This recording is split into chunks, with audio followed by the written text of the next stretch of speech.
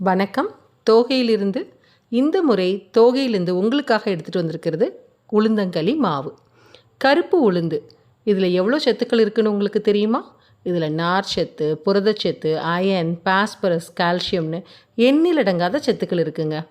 இந்த இவ்வளோ சத்துக்கள் இருந்த இந்த கருப்பு உளுந்தை நம்ம ரெகுலராக எடுத்துக்கும் பொழுது நம்ம உடலுடைய செரிமான மண்டலம் சீரமைக்கப்படுகிறது, எலும்புகள் பலப்படுகிறது, இருதய நோய்களுடைய அபாயங்களை குறைக்கிறது மற்றும் நீரிழிவு நோயும் நல்ல கட்டுப்பாட்டுக்குள்ளே வைக்குதுங்க. இந்த கருப்பு உளுந்தை வச்சு நம்ம ஒரு உளுந்தங்களி செஞ்சு சாப்பிடும் பொழுது அது ரொம்ப சுவையானதாகவும் ஆரோக்கியமானதாகவும் பாரம்பரியமானதாகவும் இருக்குங்க. எங்கள் தோகை ஹோம்மேட்ஸுடைய உளுந்தங்களி மாவை வச்சு உளுந்தங்களி எப்படி செய்கிறதுன்னு பார்க்கலாமா? வாங்க.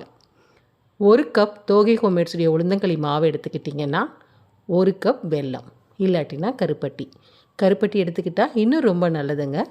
உங்களுக்கு இனிப்பு கொஞ்சம் இன்னும் வேணும்னு நினச்சிங்கன்னா 1.5 கப் வெல்லமோ கருப்பட்டியோ கூட எடுத்துக்கலாங்க. ஒரு பக்கம் உளுந்தங்களி மாவை 2 கப்பு தண்ணி எடுத்துக்கிட்டு அதில் 1 கப் தண்ணியை உளுந்தங்களியோடு சேர்த்து மாவோடு சேர்த்து நல்லா கட்டிப்படாமல் கிண்டிக்கோங்க.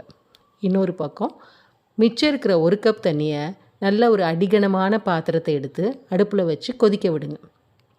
தண்ணி கொதிச்சுக்கிட்டே வரும்பொழுது இந்த கலந்து வச்சுருக்கிற உளுந்தங்களி மாவை அதில் கொஞ்சம் கொஞ்சமாக கலந்து கெட்டிப்படாமல் கிண்டிட்டு வாங்க.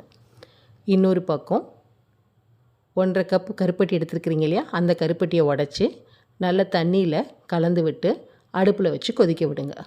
அந்த தண்ணி நல்லா கலந்து தண்ணியாக வெள்ளை தண்ணியாவோ கருப்பட்டி தண்ணியாவோ எடுத்து அதை வடிகட்டி எடுத்து வச்சுக்கோங்க. இந்த பக்கம் அந்த உளுந்தங்களி நல்லா வெந்து வரும் பொழுது கொஞ்சம் கொஞ்சமாக அந்த கருப்பட்டி தண்ணியை கலந்துக்கிட்டே வாங்க.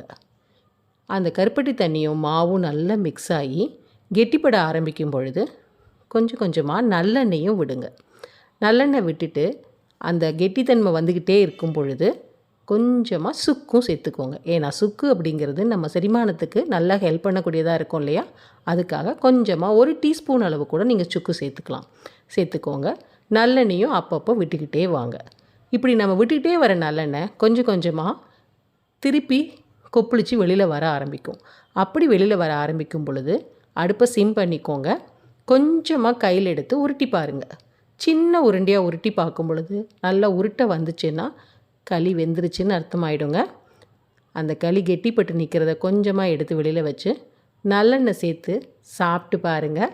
எங்கள் தோகை ஹோம்மேட்ஸுடைய உளுந்தங்களி மாவு அவ்வளவு பிடிக்கும் உங்களுக்கு.